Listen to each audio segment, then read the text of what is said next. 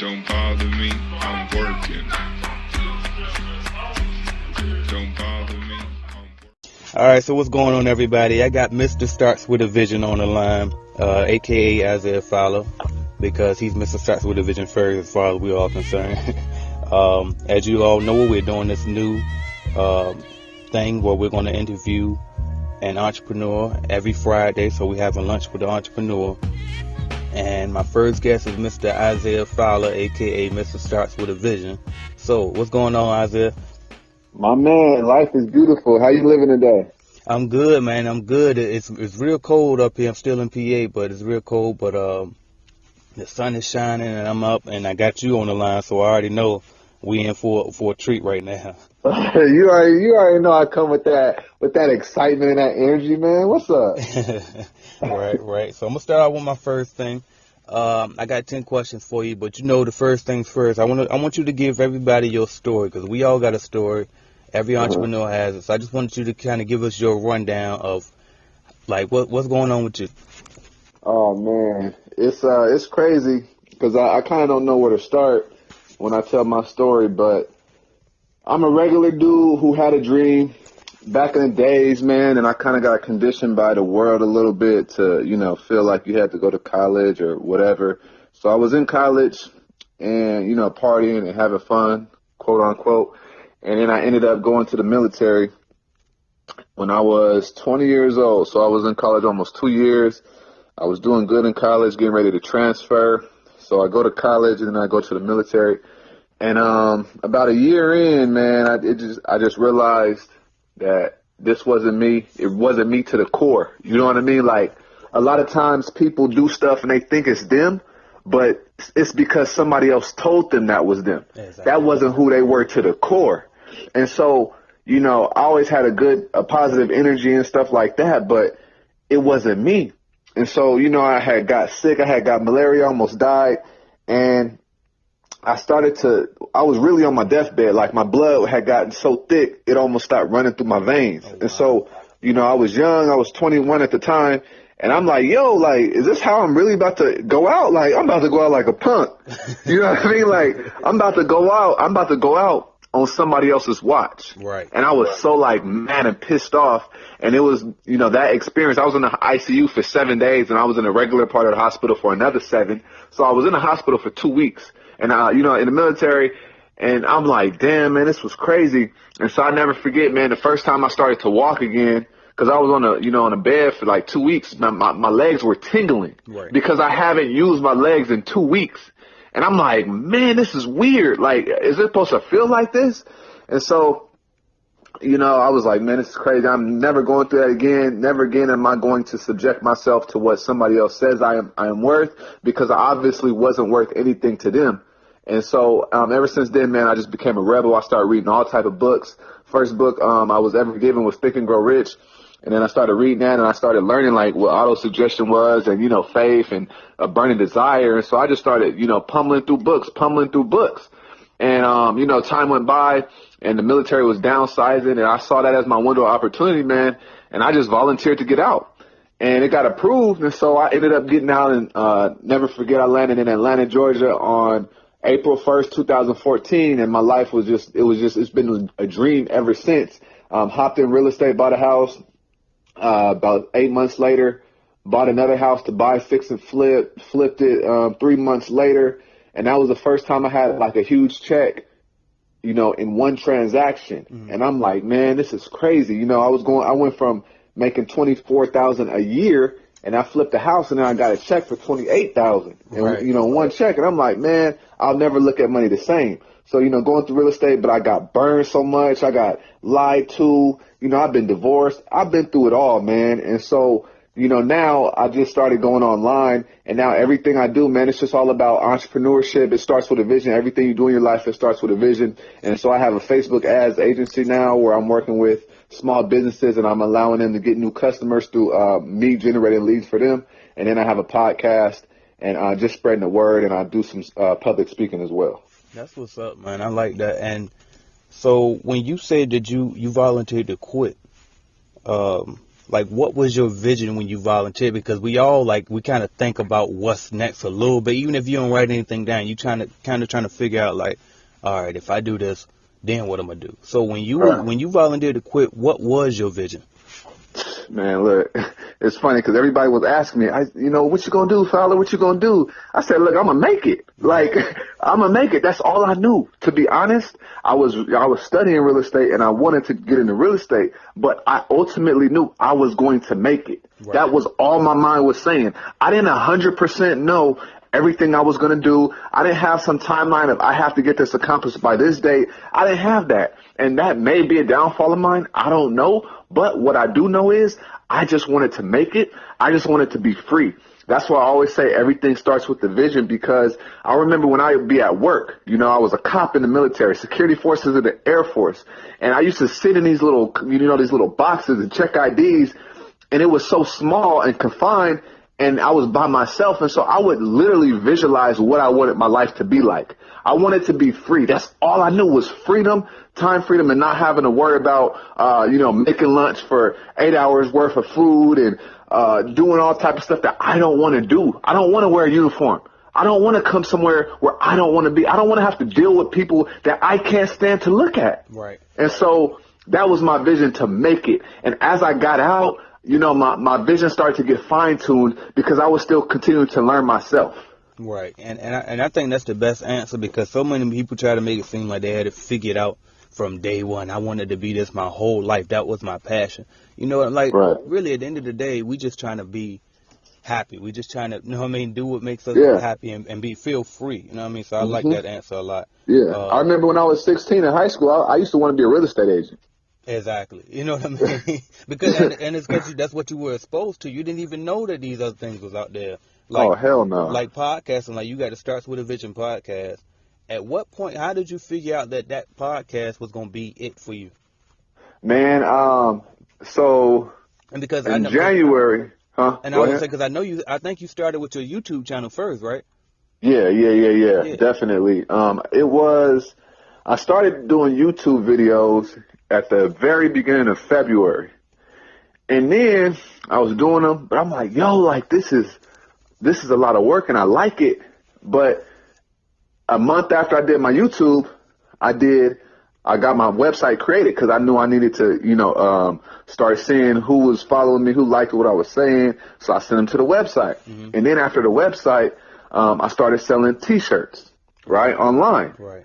And then after that, I started the podcast. So every 30 days it was something new, but it was all inside of one thing, which was Starts With a Vision. Right. And then I started to doing podcasts, and I'm like, I'm a communicator. Mm-hmm. I do very, very well communicating with people and talking, because I used to do door-to-door sales. I sold a newspaper subscription door-to-door from when I was 13 to 17. So I'm very well versed when it comes to talking, to speaking, and, interacting with people. Right. So it was kind of one of those things where podcasting chose me. Right. I put myself out there, different mediums, video, audio, and writing.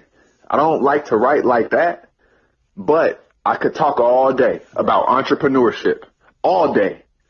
And I like podcasting because I could be in some basketball shorts and a tank top and record a professionally sounding episode, and that's it. But with YouTube, you have to have a setting and all of that stuff. And so I wasn't in position to really do it how I wanted to. So I was like, I'm going to hone in on audio until I grow, and then I'll start doing YouTube videos along with that. That's what's up. So you kind of you take what life, it gives you. You take the opportunities that come your way. I like that. Yeah, absolutely. You have to look at life through an opportunistic lens. You have to, because you do not know what life is going to throw at you. I've been through so many monkey wrenches, but it's all about just adjusting after you kind of get that feedback from life. Right. And I really like that. And it's funny because I want to ask you about branding. Like, what advice would you give people about branding? But I want to tell people first how I even found you, because I can't remember. I'm not sure if you were one of my subscribers or you commented on one of my videos, or maybe I might have just found your YouTube on my own. No, I commented on one of your videos. Did you? Okay, cool. So I clicked on your thing because I liked it the way that your It was probably your picture or your Uh-huh. logo, or it might have been the comment, but I decided to click on you just to see, because I like to try to find smaller channels who are Hmm. doing stuff similar to mine, and if they stay consistent, I shout them out on my Right. channel. You know what I mean? Right. And so, because I wish somebody would have done it for me. And Right. so, when I seen it, I was like, okay, so I leave little comments. It was you and another guy, and I'm not sure if that guy's still going. You know what I Hmm. mean? And I left a comment. I was like, keep going, keep posting, blah, blah. And so then somehow I found your Instagram, and I said, okay, you got more followers than I do. You know what I mean? Right. And Right. so as we started getting in contact more, and I started realizing, hey, this guy is growing. You know what I mean? And as I Hmm. saw you, you were building a brand. Next thing you know, you came with the podcast, and that's when I think you really took off. And it's weird Hmm. because I learned so much from you, even though I've been in business, I'm pretty sure longer than you. And Right. I want to tell people that you don't always look at the, like, don't perception can mess you up. You know what I mean? Yeah. So don't Big always try time. to say, well, oh, they ain't got nothing. They can't teach me nothing. You know what I mean? I learned a lot from Mr. Starts with a Vision. You know what I mean? And so right now I want y'all to get the chance to learn something from, because you never know, you know what I mean, where your learning source is going to come from. So what can you offer us about branding? What advice would you give somebody on that? Well, actually, it's funny because the brand that I built so far, like I'm really not even getting started, to be honest. But I have a coaching client now, and it's funny because I didn't even try to. But so I've been, like working with her, and it's been really good because I'm continuing to learn and everything. But first and foremost, your brand is your story, right? Like that's your brand right there. It's so many people who have they do really well on social media and they don't even know that they're doing well. Like it's some people, they just have an energy and a spirit about them that if they could just post one of their accomplishments, they get like 600 likes and people are so happy for them. Right. And then they don't even monetize that or go with that. But it's about your story and what you've overcame. And see, so for me, I've overcome a lot of shit. Yeah. A lot of shit. First off, I was in the military. When I got out, the odds were against me because there's so many homeless vets. So, I overcame that already because of my mindset. So first and foremost, your brand is your story. And then second off, just making posts on social media is not having a brand. And just having a hashtag is not a brand, right? Correct. So then, like, what I would also say is know where you want to go. See, I want to go global first and foremost. So I'm not gonna sit here and stress over all these local things. I'll let these local, events happen. If I go, but I want to go global. And when I say that, I want to be in Switzerland talking to people about entrepreneurship. I'm not, because I lived in Germany for 4.5 years of my life. Right. I know what that overseas is like. And so also, this is probably one of the biggest things that I haven't even told anybody. I look at myself as a music artist. You have the major record labels and you have the independents like Nipsey Hussle. Right. I study those guys. People talk bad about rap all the time. I learned so much from them because it's real business principles. And so I'm not going to sell out. I'm operating as an independent artist like Nipsey Hussle. You know what I mean? So when I say that, it's all independent. I'm having control of what I do, creative control, my intellectual property and ownership. So like, you just have to be authentic as possible. People know that, like this right here, this is how I talk on the phone to anybody, my sister, like anybody. This is how I am all the time. Right. And anybody that knows me will attest to that. And so like when you watch my videos or you listen to my podcast, you get the feeling that, this dude is really like real. You know what I mean? Like I sense other people's bullshit. I sense when people they're not real and they're not authentic. I sense corniness. Yeah. And I feel like that's a part of your brand, but that's an intangible. And that's an intangible that if you're not trained, you're not going to see it. Just because somebody's making money, that doesn't mean that they have a good brand. That doesn't mean that their brand has integrity, right? My brand has integrity. I have integrity because I live and die by the principles that I live and die by. Right. Never give up. Go balls to the walls. That's what I live by. And I think You know what I mean? Like, if you just keep going and you research, that's one thing, big thing. Research. Make sure you research. So you're not out here looking stupid. So you're not out here looking sloppy, right? A lot of people just post stuff on Instagram and they think they have a brand. No, like if you go back to my very first post on Instagram, I didn't delete none. Like everything I posted is still there. Go back and look at my track record. I've been about this for the past 5 years of my life, like hardcore. Whatever you posting on social media, if that's not in congruence with what you're trying to do and who you're trying to be, then your brand is not going to be effective. Right. And that's on all platforms. And that made me want to ask you, too, how much time do you think you put in behind the scenes every week into trying to, like, get your website straight, whether you do it or not? You know, because at the end of the day, like, it starts with your vision. You know what I mean? So, and as far as building your website behind the scenes, as far as social media, everything that it takes to build that online presence that you're building and everything that you do with your business, about how much time do you think you put in per week? Oh, man, I was about to make a blog post about this the other day because I was just like, man, if we want to talk about hours, it's 24/7, you know, because of the intangibles, once again, the thinking, the writing stuff down, the trying to see if I need a VA or not right now, trying to find a VA, trying to get these little Instagram posts made, figuring out which tools I need for my website, you know, working with a web developer, going back and forth, but they're all the way in India, all of that stuff. Right. Going to the gym, but looking at other people and seeing how they operate and thinking about, can I incorporate that in my brand? Right. When I go to the store, I look at the customer service of this company and I see, or I think to myself, is that how I would want to be treated? I'm trying to create an experience like no other. Right. And like, I'm trying to, like, with the podcasting, like, I am trying, not even trying, but what I'm going for is something that, like, I can't teach what I'm going to be doing. Right. Because it's only me. I don't know anybody else in the world like me. And I don't say that in an arrogant way, but, like, I'm just so unique mentally. Exactly. Like, I'm really obsessed with this.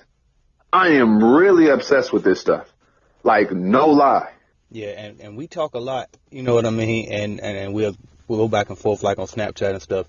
And when I say that this dude is really possessed, he is. You know what I mean? Like, people around me think that I'm crazy and I work too much and I'm too focused on my goals and stuff. But I think that you probably might have me beat in that department because you always at it. You know what I mean? But I like that. The funny thing is, like, I don't even want to be like that. Like, because, you know, I don't want to live a stressful life. And I don't. I used to. But it's like, I just have a very strong personality. Yeah. Like, I used to push my beliefs on people so much as far as entrepreneurship. When I was learning about this and you can live the life of your dreams and make millions of dollars, I was in the military. I'm like, yo, you can do this. Why don't you get out? But I had to realize that's not everybody. Right. So for me, like, this is me in my life. And, you know, like, I still have fun, but, like, my fun is different from somebody else's fun. Right. I don't mind sitting at the crib all day and you know, putting in work and getting the future right and getting the blueprint down, because once stuff is in place, yo, it's all good. So, like, and people who want to build online businesses, like, yo, it's not for everybody. Yeah, everybody think that's the easy route, right? Oh, no. I'm talking all that back end stuff is work. Yeah, I had. And then they'd be like, people be like, oh, you know, all you need is $10 for a domain name. And yeah, that's just getting started. Exactly. But what about all them different monthly fees you're going to have to be paying to make sure that your website is up and running? I'm talking about subscription fee. I have a subscription fee like. It could get, you know, it's people paying $10,000 a month on overhead. Yeah. And literally. Earlier, I heard you speak about a coaching client. And I want to ask you, too, what type of service, because this channel is pretty much geared to entrepreneurs and aspiring entrepreneurs. So what type of services do you offer for entrepreneurs, whether it's free or whether you charge for it? Like, as far as services, man, I'm not going to sit here and say I'm a business coach because, like, I don't do titles. Right. I do not do titles because I don't like that. I'm a substance person. Okay. You can put whatever title you want on me, but that title that you give me is going to be based on the substance that I have and that you perceive that as. You get what I'm saying? Right. So, like, I'm not going to sit here and say, yo, come and get on my coaching program. That's not what I'm going to say. What I offer is a podcast, a dope ass podcast at that, a real podcast. When I talk about, when I had, negative, what was it, two bank accounts, right? Mm-hmm. I remember swiping my card and I didn't know if it was going to get approved or not, but I didn't care because I needed $5 in gas. That's the type of stuff that I talk about. Right. Like, that's what I offer to the world, you know, but I have a Facebook ads agency that helps small businesses. And then I just sell T-shirts and hoodies and stuff like that with entrepreneurial sayings. Okay. And as I grow, as things grow, it may change. It may, you know, I may have a particular service that I offer. But right now, that's what I have to offer. Right. Now, you mentioned T-shirts. I started to get into T-shirts a little while ago, but I started to realize that I'm like years and years behind the game. So mm-hmm. I was wondering, and for anybody out there who might be thinking the way that I'm thinking, do you think that there's still money in T-shirts? Do you think there's still a chance for people to do it? Because I know that there's a lot of people doing like T-shirts with the sayings on them. Mm-hmm. Do you think that that's still a niche, or can people still sell T-shirts but just not do that? What do you think? I know somebody just made $20,000 in 10 days off of grandma T-shirts. See? Like, look, man, it's about an abundance mindset. And so, like, yo, there's always an opportunity out here. You just have to find a niche, you know? And so, like, people always think so broad, like entrepreneurial sayings. Like, there's only so many people, you know, that's going to have that locked up. But also, it depends on how you want to do it. Mm-hmm. Do you want your T-shirts as a brand, or do you want your T-shirts just some T-shirts that you could sell online real quick? For me, my T-shirts are associated with my brand. So I'm not going to sit here and just like try to run Facebook ads and make $1 million because it doesn't mean that much to me. You get what I'm saying? Right. Like, but if I had just some T-shirts in a let's say yoga niche, I'll run Facebook ads to that store, to the yoga niche, because I don't have any attachment to that. Right. You know what I mean? So like, it depends on how you want to do it and what you want to do. But yes, there is a lot of money in T-shirts. Okay. Like the online space, man. I know, you know, the web has been around for a while and stuff, you know, but like, yo, we're just getting started technologically. Yeah, and I think sometimes we don't realize, because I got to keep reminding myself how much a million really is. Like, that's a huge number. Then you talk about billions, like people out there, mm-hmm. like all of these people out there on the line that you can actually reach from right. your computer. And it's so hard to grasp coming from nothing. You know what I mean? Like, hell, it's very hard. Yeah, so it's like when you start to open your mind, like, look, they're out there. You just got to figure out how you can get in front of them. You know what I mean? Mm-hmm. You know? Yeah, absolutely. And that's where, you know, the right knowledge comes into play. Exactly. And that makes me go right into my next question, which is, like, I grew organically with my YouTube. And mm-hmm. then I started to, now I'm starting to learn how to advertise. I'm starting Facebook ads.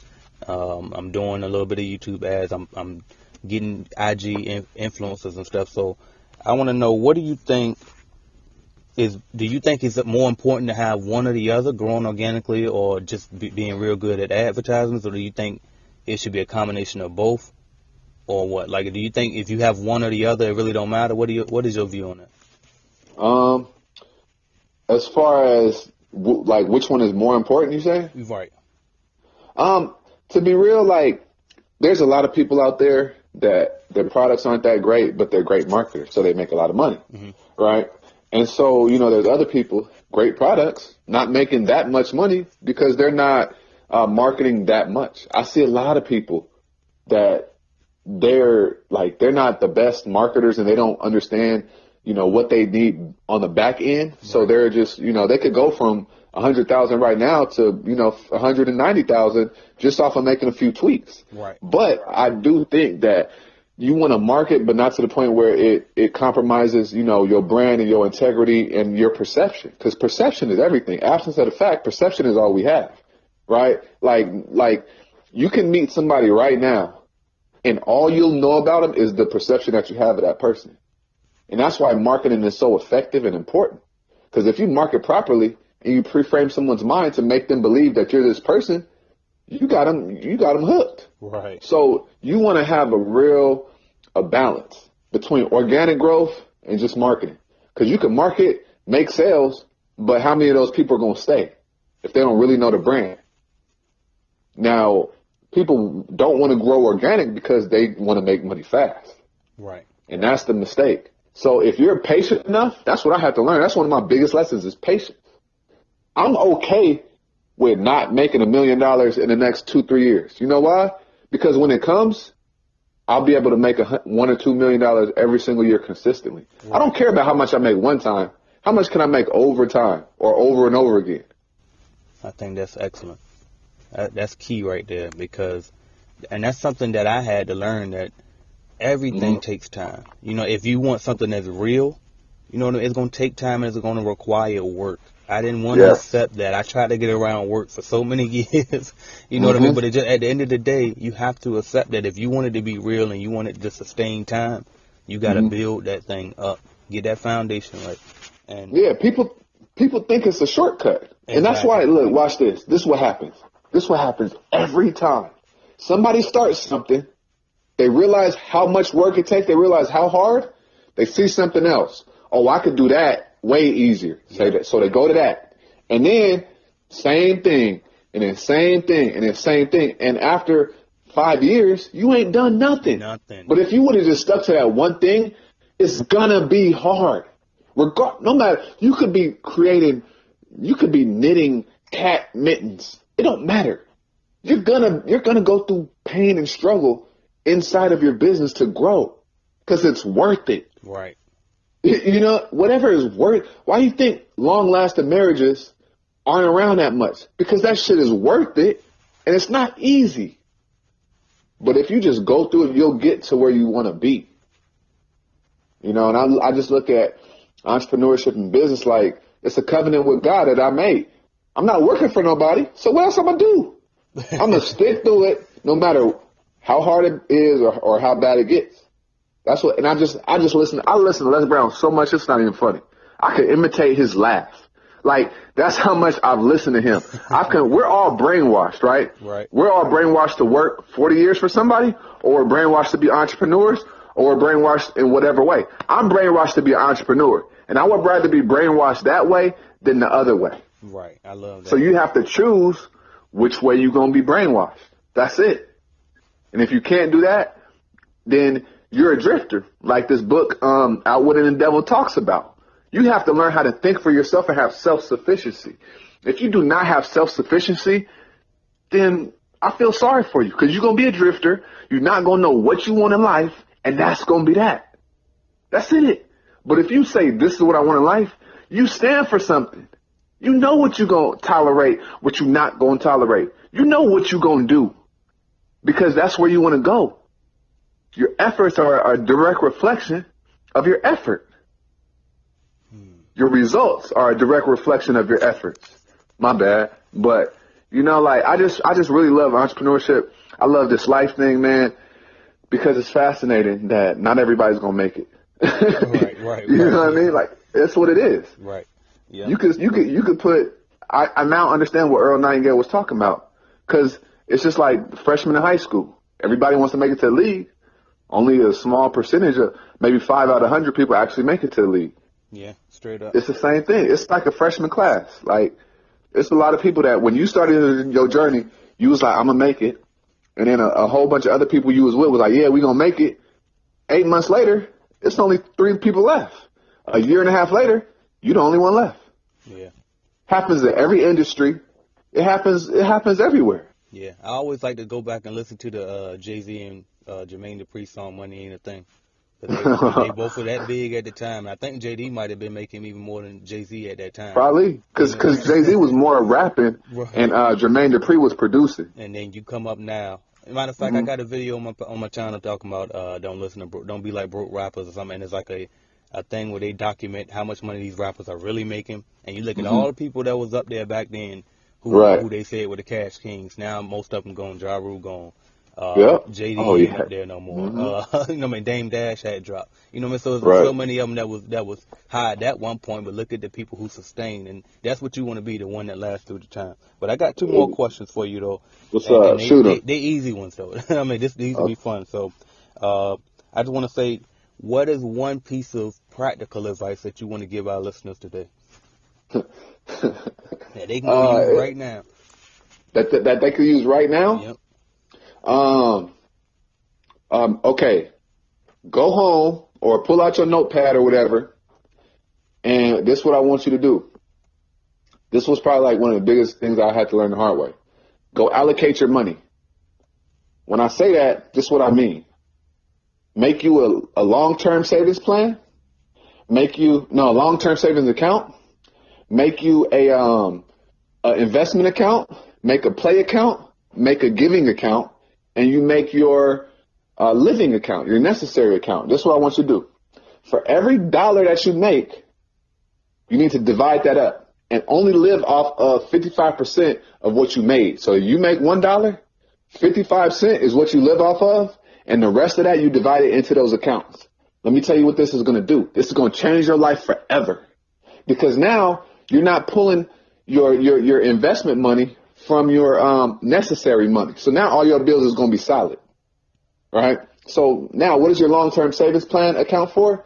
It's for if you want to buy, a pair of shoes in 3 months or something like that. If you want to buy a jet ski or whatever it is, right? It's just a little bit longer, right? What is your play account? Every month you use that money to play. And that's it. I think that if you do that, your whole life is going to change forever.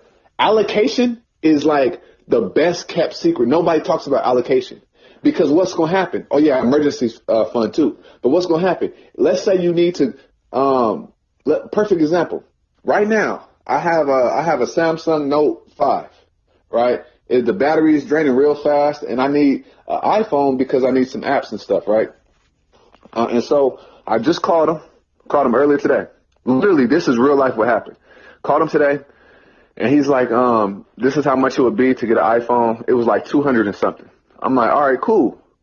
And so then I just knew that I had, 200, way more than $200 in there, but I had 200 and something that I could use for this, but it's not pulling away from any of my other money that is already allocated for certain purposes. Right. So, give your money purpose. I like, man, that's like the best practical advice I probably heard.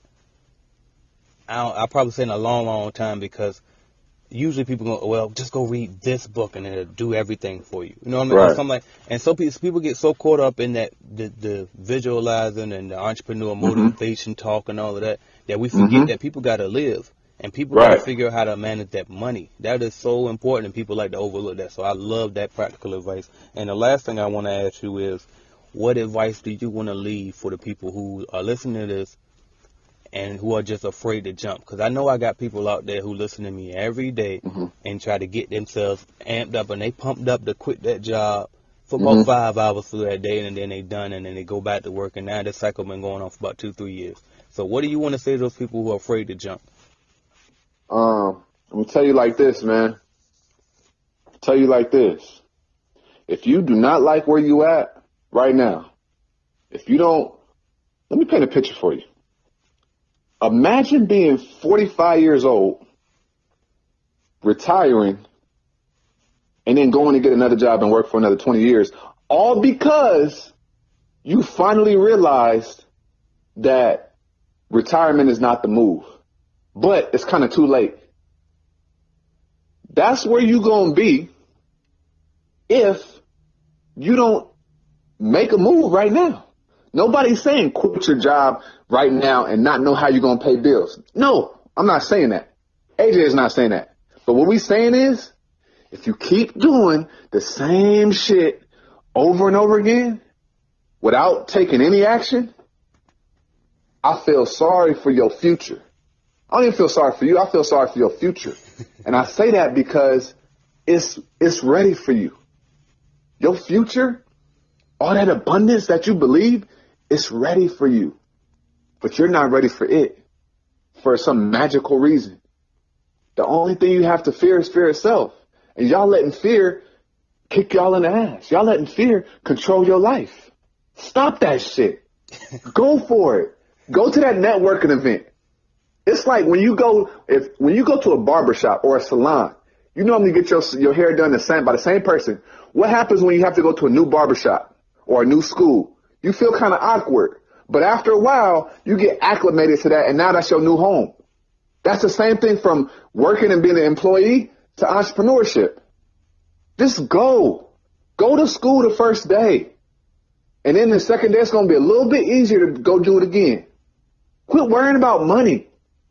The worst that could happen is you lose it all.